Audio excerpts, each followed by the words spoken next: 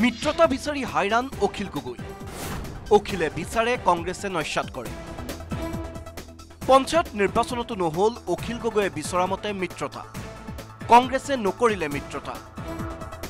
যাৰ বাবে কংগ্ৰেছৰ বিৰুদ্ধে খৰব হৈ উঠিছে ৰাইজৰ দলৰ সভাপতি অখিল গগৈ শনিবাৰে কংগ্ৰেছৰ গৌৰৱ গগৈ ভূপেন বৰা আৰু দেৱব্ৰত শইকীয়াৰ বিৰুদ্ধে অখিল গগৈয়ে বহুকেইটা গুৰুতৰ অভিযোগ উত্থাপন কৰিছিল ইয়াৰ পিছতে দেওবাৰে অখিল গগৈৰ বিৰুদ্ধে খৰব হৈ উঠিল কংগ্ৰেছ অখিল গগৈৰ বিৰুদ্ধে গুৱাহাটীৰ ৰাজীৱ ভৱনত সংবাদমেল পাতি প্ৰদেশ কংগ্ৰেছৰ জ্যেষ্ঠ নেতা মেহদী আলম বৰাই উভতি ধৰিলে অখিল গগৈ মেহদী আলমৰ প্ৰশ্ন কংগ্ৰেছৰ আভ্যন্তৰীণ বিষয়ত মাত মাতিবলৈ অখিল গগৈ কোন কংগ্ৰেছৰ আভ্যন্তৰীণ বিষয়ত ভৱিষ্যতে মাত নামাতিব অখিল গগৈক এনেদৰেই সকিয়নি দি বৰাই লগতে ক'লে কংগ্ৰেছৰ আভ্যন্তৰীণ বিষয়ত মাত মাতিলে বেলেগকৈ ভাবিবলৈ বাধ্য হ'ব কংগ্ৰেছ আমি অখিল গগৈ ডাঙৰীয়াক সকিয়াই দিব বিচাৰিছো তেখেতে যেন ভৱিষ্যতে কংগ্ৰেছ দলৰ অন্তৰ্নিহিত দিশসমূহত প্ৰৱেশ কৰিবলৈ দুঃসাহস নকৰে শনিবাৰে নিশা ফেচবুক লাইভ যোগে প্ৰদেশ কংগ্ৰেছৰ সভাপতি ভূপেন বৰাই উভতি ধৰিছিল অখিল গগৈ নিৰবিচ্ছিন্ন জাতীয় স্বাৰ্থত আমি সংগ্ৰাম কৰি আহিছোঁ সেই সংগ্ৰামখনৰ সাৰ্টিফিকেট আমি কোনোবা এজন ব্যক্তি বা এজন নেতাৰ পৰা আমি নিবিচাৰোঁ অসমৰ ৰাইজে আমাৰ সাৰ্টিফিকেট দিব যি ধৰণে আমাৰ দুজন নেতাক জনমানসত সেৱা প্ৰতিপন্ন কৰিবৰ কাৰণে চেষ্টা কৰা হৈছে এনেকুৱা কথা ক'ব নালাগে কাৰিলে আকৌ আমি মুখামুখি হ'বলগীয়া হয় যাতে আমি ইজনে সিজনৰ চকুলে চাবলৈ লাজ পাবলগীয়া নহয় শনিবাৰে শিৱসাগৰত অখিল গগৈয়ে সাংসদ গৌৰৱ গগৈক তীক্ষ্ণ সমালোচনা কৰি মন্তব্য কৰিছিল নিজ পত্নীৰ পাকিস্তানৰে সম্পৰ্কৰ তদন্তৰ পাছতে নৰম হৈছে গৌৰৱ প্ৰদেশ কংগ্ৰেছৰ সভাপতি পদ নোপোৱা পৰ্যন্ত বিৰোধী ঐক্য হ'বলৈ নিদিয়ে গৌৰৱে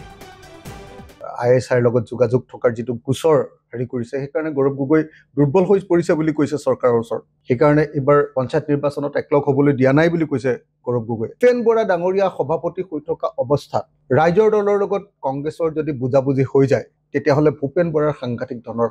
লাভ হ'ব সেইকাৰণে গৌৰৱ গগৈ ডাঙৰীয়াই কোনোপধ্যে কংগ্ৰেছ দলক ঐক্যবদ্ধ হ'বৰ কাৰণে বিৰোধীসকলৰ লগত ঐক্যবদ্ধ হ'বৰ কাৰণে অনুমতি দিয়া নাই অখিল গগৈ আনকি কংগ্ৰেছ নেতা শুভমিত্ৰ গগৈৰ বিৰুদ্ধেও দুমুখীয়া হোৱা বুলি গুৰুতৰ অভিযোগ আনিছিল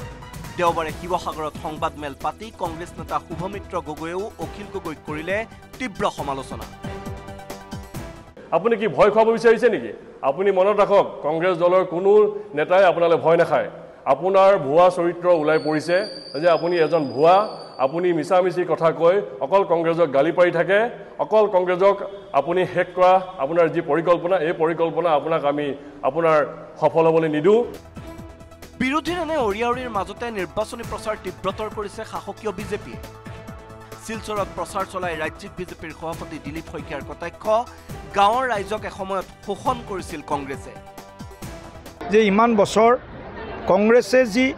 গাঁৱৰ ৰাইজক প্ৰতাৰণা কৰিছিল শোষণ কৰিছিল ৰাইজৰ বাবে অহা আঁচনিৰ ধন চানকাৰী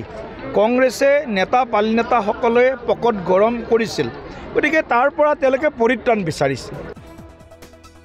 ইফালে যোৰহাটত ঋত গৌৰৱ উদ্ধাৰ কৰিবলৈ উঠি পৰি লগা বিজেপি সাংসদ কামাখ্যা তাছাৰ মন্তব্য যোৰহাটত গৌৰৱ গগৈয়ে টেঙা আম দুবাৰ বেচিব নোৱাৰিব গৌৰৱ গগৈৰ প্ৰভাৱ আছে নে নাই ইলেকশ্যনত জিকিলে তাৰপিছত এক বছৰ তাৰপিছততো তেওঁ দেখা দৰ্শন নাই মানুহেতো গম পালে যিকোনো ক্ষেত্ৰতে টেঙা আম এবাৰেই বেচিব পাৰি চাগে দুবাৰ বেচিব নোৱাৰি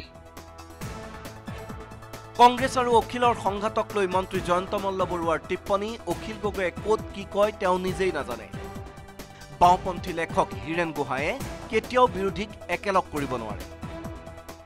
অখিল গগৈ কেতিয়া ক'ত কি কথা কয় তেওঁ নিজে নাজানে আৰু এদিন কাৰোবাক প্ৰশংসা কৰে এদিন কাৰোবাক সমালোচনা কৰে এইটো তেওঁৰ এটা স্বভাৱজাত ব্যৱস্থাৰ দৰে গতিকে তেখেতৰ কথাত অসমৰ ৰাইজে যে বহুত গুৰুত্ব দিয়ে মই সেইটো নাভাবোঁ হীৰেণ গোহাঁই হ'ল এগৰাকী বামপন্থী লেখক বামপন্থাৰ কথা কওক সাহিত্যৰ কথা কওক সেইটো শুনিব এতিয়া ৰাজনৈতিক ক্ষেত্ৰখনত দলক লগ কৰা কথা ক'ব সেই দলটো ডুবিবই শিৱসাগৰৰ পৰা প্ৰদীপ গগৈ আৰু শিলচৰৰ পৰা অনিৰুদ্ধ লস্কৰৰ সৈতে বলেন ভট্টাচাৰ্যৰ সহযোগত bureau report news 18 Assam north east